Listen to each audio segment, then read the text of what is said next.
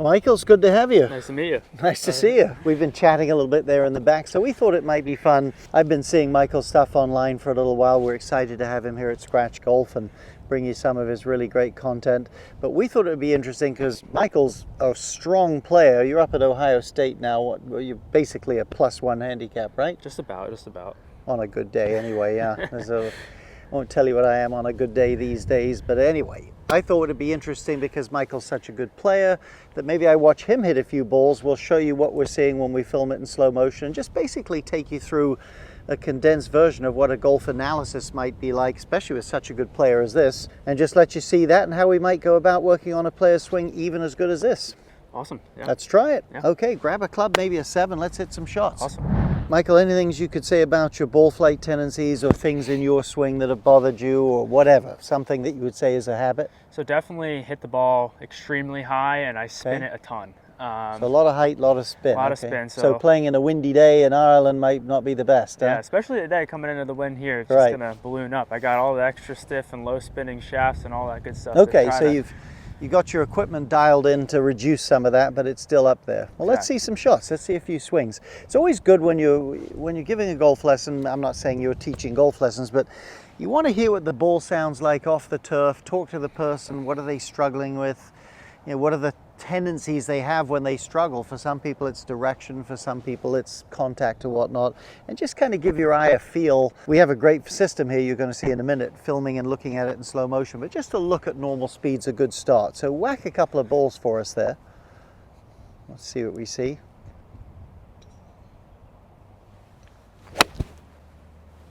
Picked it a little bit. Do you normally draw the ball slightly? Definitely draw it. Okay. I'm recently struggling with overdrawing it. Okay. That's a very common fault for good golfers, is to get the club coming too much from the inside and sometimes draw it too much. Tiger Woods apparently did that in his day, so none better than that. Yeah, it is a solidly hit shot, but it's definitely up in the air a bit. Yeah. Now, in fairness to Michael, there's quite a bit of wind against and right to left here.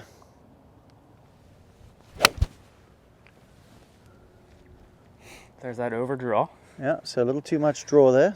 Good action though. To me, the things that we might see when we look in slow motion are typical things that a really top-notch player struggles with occasionally when they do it. It's all too much of some good stuff, so we'll see how it looks. Okay, why don't we pop inside and film a few shots? We'll let you see it in slow motion, see what we see. Okay, so we're going straight out at the yellow flag out there. We've got the launch monitor and the cameras on you. Let's see how we see. That was a pretty good shot there, just a little draw to the target. Try couple more. And that's not bad either.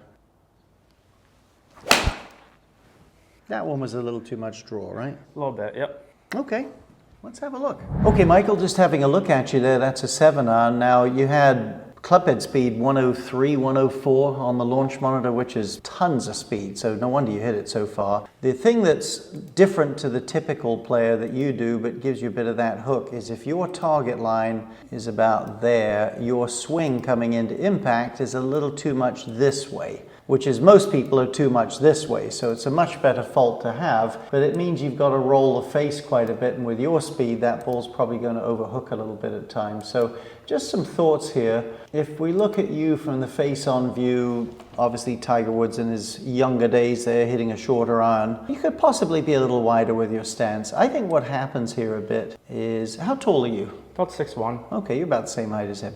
So I think what happens here is, if anything, it's 2-1 piece. So let's stop him there and you there, both club parallel to the ground. Can you see there's more space or more lift of your arms right there a little bit? And so what happens is, by the time you're getting, let's say, roughly, left arm parallel to ground, More hinge for him. Yeah, he's got more wrist hinge and, if anything, slightly less turn. So with more wrist hinge here, what he's able to do is move the club a bit without turning quite so much. Now, you may say, well, I thought a big turn was a good thing, or the viewer may say that. Here's the challenge, one of the challenges in golf. We're trying to move the club head this large distance, give or take, the hands an intermediate, in the time that really the body's only turning a relatively small amount. And if you watch him there, watch him more than the club. club, you'll see that the completion of the club is right about timed with the completion of the chest and shoulder turn. Do you see that? So the club's got good energy in it from that hinge to do its job.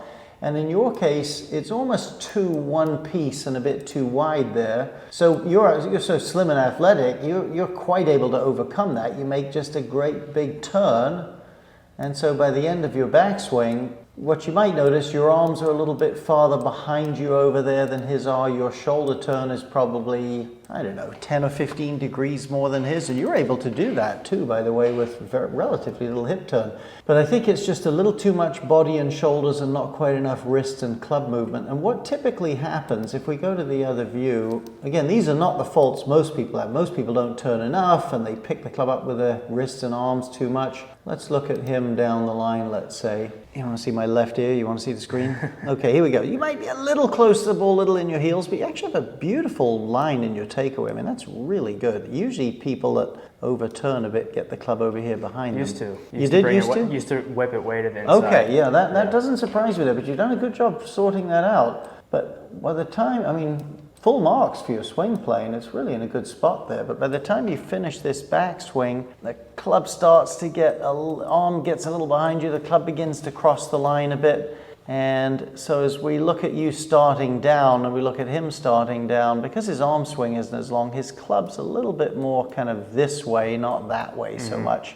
And you're so athletic though, let me get rid of that there, you're so athletic that that's no problem for you. You can drop it right in, but it starts to get just a little bit stuck here as you come into impact. So, I mean, your hip rotation's incredible there, but you can see he's a little bit more down his body line. His right arm looks a little more in front of him there. This looks a little bit caught behind your body. The club's a little bit stuck from the inside. That's why this swing launch monitor is reading sort of a 8-9 degrees into out path. Really So well. when you get a little bit over here at the top, you're athletic enough to drop it back to the inside, but it just gets a little bit too far from the inside. Again, not most people's problems. And you can see it looks like you're going to hit it over there a little bit. Yeah. Except, of course, you're athletic enough, you can kind of roll the face over, and it's a really good swing. It's just got a little bit too much of a couple of these things. If we look at you from behind one time, I have a Justin Rose in that view too. Again, stance, he's hitting like a hybrid here, so it's a little bit longer club. But if we look at him there, he's got a little bit more hinge. I want you to notice as well, let's say you're probably left arm's about parallel to the ground as his is there. At that point, here's your right elbow there. Here's his. There's the end of it. His arm didn't travel very far in the time the club moved quite a long distance. Do you see that? Mm-hmm. And watch your elbow. It travels quite a bit further there, and it starts to get a little behind your body. See, his elbow's over here in front of his body. So I think if we can get your arm swing a little shorter, your turn a little reduced, it would be easier for you to get your arms back in front of you and get down your body line, because from here you're either going to come over the top a bit or do what you're able to do, which is drop it back to the inside. And he's able to really get that right arm back in front of him there and get the club not swinging quite as much from the inside there through the ball. It's great action though. I mean, you can see there's many more good things than things you'd like to change there in that swing. Great. So we've been out here looking for a couple of minutes, and I think Michael's grip is a little too much up in the palm of the glove hand. It's just what you're used to, and it's making it difficult to hinge. So show us the way we modified it with the grip there, Michael. It's more starting more at the base of this pinky and up to the top of that. So that pad's on top. Now, Michael's showing that to you. I'm going to suggest a lot of people have this tendency, if you let your hand relax at your side, just sort of let the club fall into the natural crook of the pinky, it's a little bit easier to feel it in there. Can you feel that pad's on top? Oh yeah, for sure. More here. Mm-hmm. Yeah. Okay. So just feel that there. Now, most people couldn't shoot 66 with a grip in the palm, but he can, but not most people.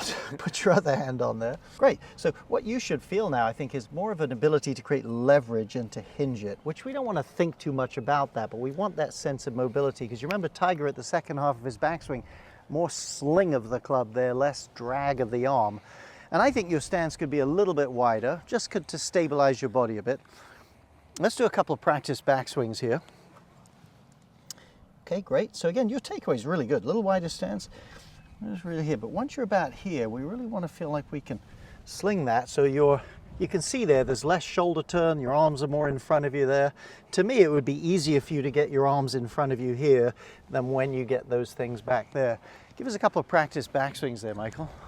I love that. I think that looks great. Now from there, just let that right arm straighten and go past your legs. I love that. That looks brilliant to me. We'll get that on film on slow motion for you guys in a minute, but that looks fantastic. Let's try a couple of shots here where probably haven't had an iron off a tee except for a par 3 for 10 years, but we'll make it a little bit easier there. And maybe pause at the top, Michael, and just hit 100 yards. Okay. So once you get a little feel for the top, then just get that right arm past your right hip and just pop one out there about 100 yards. Nice pause. Great. Good. Having trouble with the grip. Just like getting it to like sit properly. So yeah. If you grip it at your side a little bit, your hand hangs a bit more this way naturally. Okay. So just let it fall in there before you grip it. There you go. Okay. I like that. I don't know if that helps, hopefully. Yeah. Okay. Okay, let's do another one. Here and yeah, just get it set, pause for a second, and little pump and go. Great. wow, yeah. Felt like it just fell right into place there. I was able to pause at the top and still hit it 160. Must be nice to be young, young and talented. Try a couple without the pause then. Doesn't really matter about the shot. It's very important for folks when you're working on stuff. Initially, we were actually over there in front of the mirror working with that a little bit. It's much easier when you get direct feedback. But try to get in touch with what you're feeling in your motion, not the ravenous desire to hit it solidly at full speed. The more instinctively you move at the ball to hit a good shot, the less change you'll see. So good, bad, indifferent. Just make a little smooth swing here without the pause and just see if you can feel a little bit more of that look we want at the end of the backswing. There's a little less shoulder turn, a little more set of the right arm and wrist. It was really good. There's definitely less behind you there for sure at the top. Let's maybe film a couple inside and see how they look. Yeah. Set up for a practice swing there if you would, Michael. Yep. And Just gotta. there you go, let that fall in there. A little wider stance. Now just let it sweep and then pop that thing up there. That's a great look there. Now from there, just swing that arm in front of you. Terrific. Now try one little shot maybe pause at the top and then hit one. Actual ball? Or Yeah. Okay. Little pause at the top here? Yeah, maybe a little pause, then just pop that right arm past the right leg and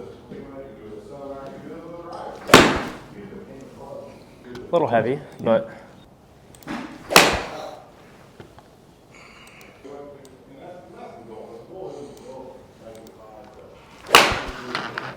okay, so let's have a look. Here we are. This is obviously us just now having a little look. That's you at the beginning on the left. So here's where we felt like we didn't get enough set in the right wrist. In this one here, we've changed your grip a little bit. In this one here, now you're really seeing, I think, a different look there. And so you're able to get the club to complete a bit more without all the arm swing. So that is a much better position, I think, right arm to body than that's really getting stuck behind you a little bit. Does that seem fair? yeah, for sure. And so from there, to me, it would be easier. And we were just having a chat. For you, one of the rare people, percentage-wise, that almost needs more stable in the hips coming down. But as we said, that should still be very engaged in your abs and glutes and very dynamic, but not moving so much. So the old one, there's a lot of twist and movement here. This is just a practice swing, I realize. There's plenty of movement on the right, but it just looks more stable there. Do you see how your feet and ankles and legs look? And you're starting to get that right arm in front of you. It's disappearing more. I mean, look how much more you can see your right arm and sleeve there than you can on the other one. That is a great looking impact on the right. Now you could obviously still play really well doing that, but I think in the long run, it'd just be a little more repeatable doing that. So through you go just beautifully there. Let's have a little look from a different view. Let's go down the line. And there we are. A little harder to tell the differences from this view, but there's the thing behind you. There's that nice set look. See, your right arm looks a little better to me at the top there. Now from there, for you again, you were feeling like you can stabilize your hips a bit and get that right arm in front of you. And it definitely looks a little less jammed behind you. That looks a little jammed. A little stuck club heads here, and that's why sometimes you'll start the ball there and get a little too much curve, and that pattern is usually one that hits the ball higher than when you hit a little more down on it that way. And to me, that's plenty of hip rotation. Okay. So that's a big misconception that I had. I thought, I mean, yeah. 1 in 200 people has too much hip rotation through the ball. So as I said to you earlier, it's the right kind of fault to have for sure. Here's a little swing you made where you paused at the top. That looks great. Again, that looks a little less stuck there. Your arms look in front of you. I didn't measure that with the launch monitor, but I'd be willing to bet it was a lot more on the target line. Here's the corresponding shot you hit. Stance is a little bit wider there than, say, that. So you're a tall guy. You're 6'1", at least tall by my standards, and you're trying to stabilize your body and hips a bit. I think a little bit more of a wide base would be good for you, really, Michael. That would be kind of where we'd want to be at the top, and not quite so much carry. You see, that's a lot of turn and a lot of movement back there. And in fact, you've actually moved the club head farther than you did on the other one, with less right arm and right shoulder movement. And I like the way your legs look there. Yeah, back in front of you a little more. Terrific. You got a really good swing. I just think those are the types of things I would be trying to do if I was working at it for you. And the signs would be, other than the look of it being a bit more stable in your legs, would just be less curve on the ball with those short irons there, and probably starting it a little lower and a little straighter and not curving it as much. That'd be great. Great. So just a couple of thoughts. I hope you found that interesting, that even a player as good as this, I mean, listen, tour players have coaches, the great majority of them do. They're just looking for feedback. So a couple of thoughts about golf, about improving at golf. Number one, it really helps if you have a little bit of a roadmap, some concrete feedback, as in a camera, looking at real data, preferably with a coach that you trust is always a good thing. But it really, really helps if you have concrete feedback. What a quick anecdote. In all the years I worked for David Ledbetter, if you went up to one of his pros and said, hey, Charles Howell or whoever, what's the story with your game? They'd say, well, when I struggle, I tend to get the club over here, and that means I do this too much, and then I either do that or that. I mean, they could tell you in 2 sentences what their pattern is, and that's very, very helpful. And those patterns don't shift overnight, I'm telling you. So the first thing is you get a good diagnosis. Never accept subjective feedback when concrete is available. That is to say, don't just hit balls and I felt this, or that was a good shot, therefore I made this assumption. Once you've done that, though, you have to know what it feels like to do it correctly. We were just working on that. Mirrors are great. Get the club in your hands away from the golf course a little bit. I'm telling you, people, it's always full speed at the ball, instinct, instinct, instinct, judging themselves on outcome. Get away from the golf course.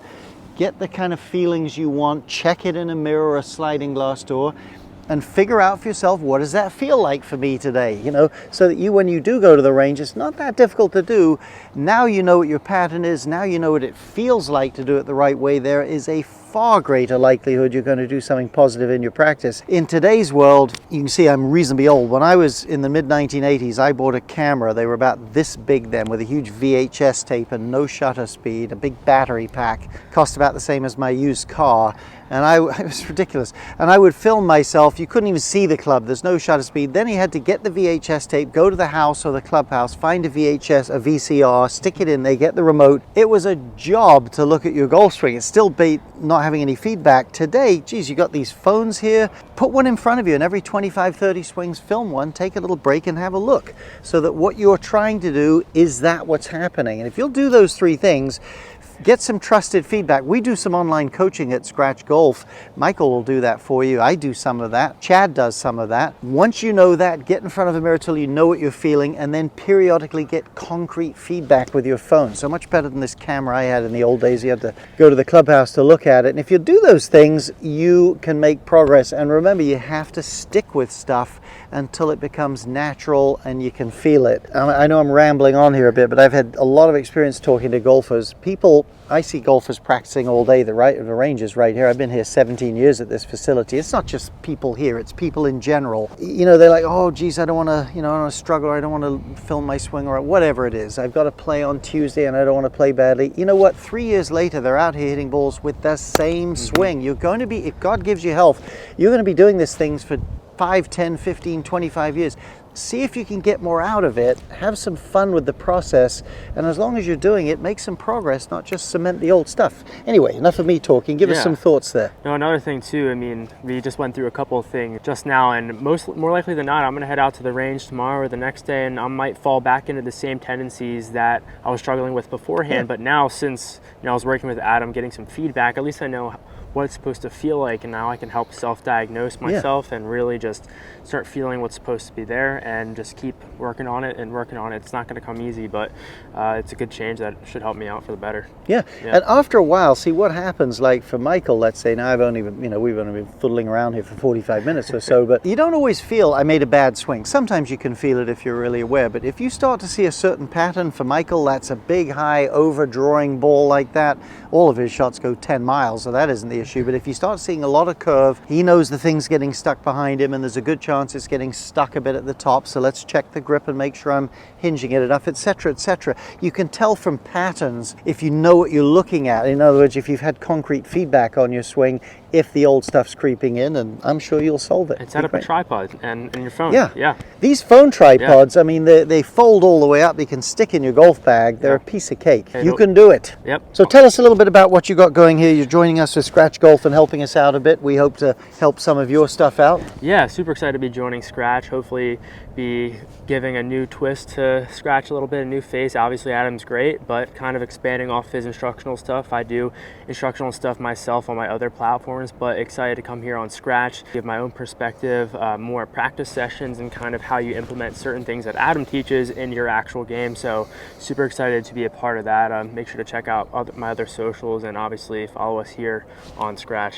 But, and you do some course reviews, right? Yeah. I play golf on the course, kind of show my process and how I go out and play a golf course, because I know I've caddied for about 5 years, so course management's obviously a whole nother part of golf. So it'll be nice for you to get some feedback like that. Be right next to a really top-notch player as he looks at the golf course and breaks it down and what he's going through there. Yeah. So, and obviously, I'm a normal person, so I'm gonna have good days and bad days. So hopefully, some honest golf, relatable stuff that you guys can pick up on and help to improve your game as well. There's an old golf pro friend of mine. He's about 90. He's about 87 or 8 now. He's a funny guy, but he used to be the head pro at the Atlantic City Golf Club 50 years ago. But one of his sayings: "There's only two honest things left: golf and nature. You can't fool either one." It's true. That golf ball doesn't just give you something just because you're in a good mood or whatever. So it's a hard game. It's a low margin for error game, but it's a great game. There's so much fun to be had. Beautiful outdoor circumstances. It's a challenge. So we will try to help you get the most out of your golf experience. Awesome. Thanks, guys. Thank you.